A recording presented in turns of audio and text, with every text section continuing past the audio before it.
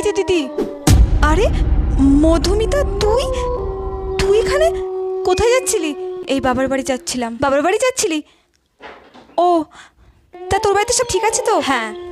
তুই কোথায় যাচ্ছিলি? আমি এই দেখ মেয়েকে একটু গান শিখিয়ে নিয়ে বাড়ি ফিরছিলাম। এত গরম পড়ছে, জল না হলে চলতেই পারছিলাম না, তাই একটু এখানে দাঁড়ালাম। কিন্তু তোর কপালে, হাতে, মুখে ওগুলো সব কিসের দাগ? মনে হচ্ছে কেউ খুব মেরেছে। এগুলো এমনি চোট লেগেছে পড়ে গিয়ে। এই নে, তুই জলের বোতলটা রাখ। আমার দেরি হয়ে যাচ্ছে, আমি আজ আসি। কিন্তু মধুমিতা দাঁড়া, তোর সাথে একটু কথা ছিল। মধুমিতা, এই মধুমিতা, কি ব্যাপার? হঠাৎ কোথায় যেন চলে গেল, বুঝতে পারলাম না তো।